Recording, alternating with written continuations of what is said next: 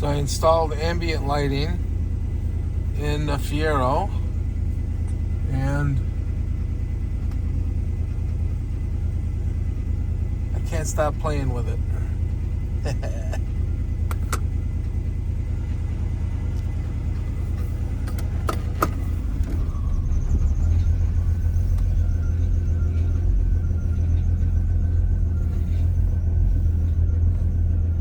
I really gotta fix that. I really gotta fix that exhaust rattle.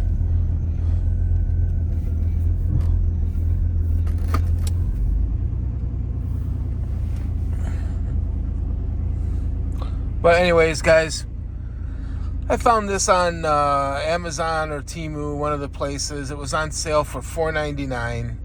You can pick your color, or you can just let it kind of go through, or it can actually adjust to the music. I think I'm just going to go with red because it's a red Fiero and it matches the lights on the dashboard, and I love it. So if anybody is looking to add ambient lighting, it is kind of neat. It doesn't distract you from driving. It's not that kind of light, but it looks really cool.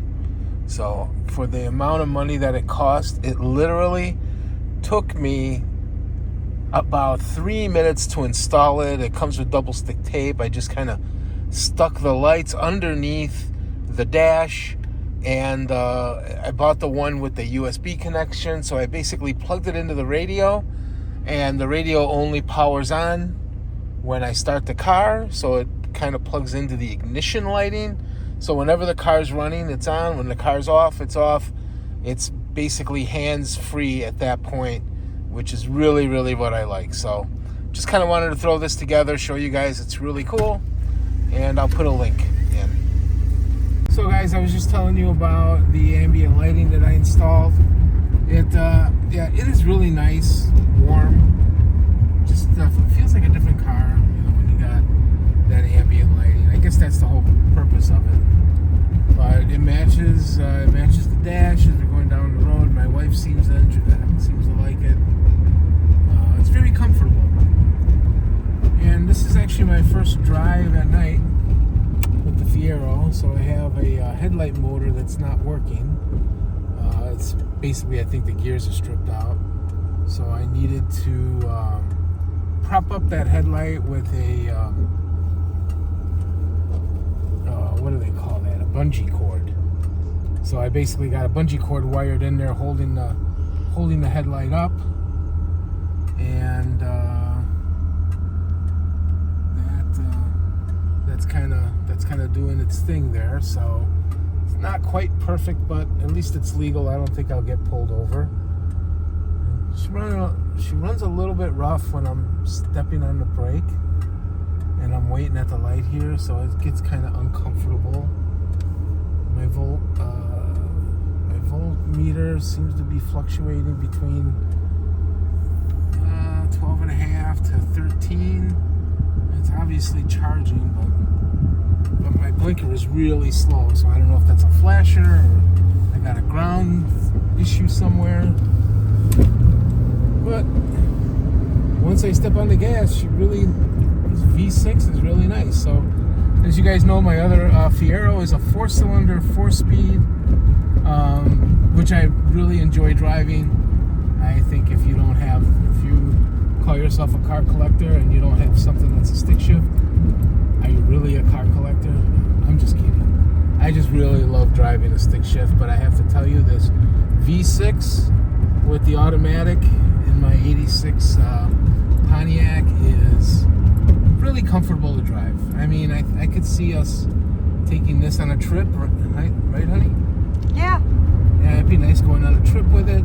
It's got air conditioning, power windows.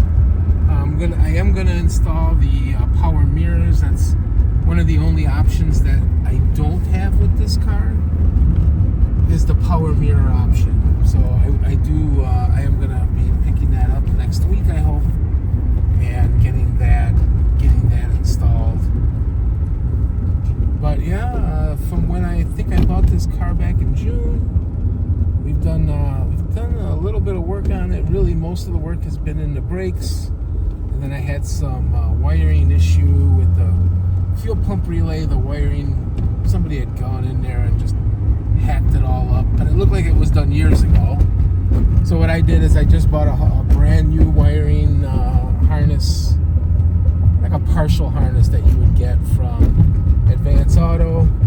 And I put new relays in, soldered everything in, and I have really took care of the stalling problem that I was getting. In fact, it was so bad that we would drive the car and it would stop running, and all I would do is open up the deck lid, reach underneath where the fuel pump relay and air conditioning relay are, wiggle the wires, and the car would start up, and until it probably just kind of got into a bad spot and stopped running. But we took care of that. I know that as I drive this thing, it seems to get better. So I think we still got to work some of the cobwebs out of it. But I like the fact that I'm able to drive it, and I'm able to do some things to make it personalize it. So I'm really excited about that. I gotta tell you though, pulling up to a stoplight and waiting can become nerve-wracking, because it's like, oh, please don't die on me. And I just haven't been driving it enough yet to have full confidence in it.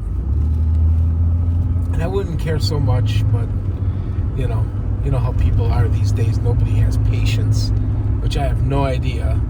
You get stuck at a light and people are flipping you off and telling you to get out of the way, and you obviously can't move. It's like, just go around. Don't get mad at me. My car's not running.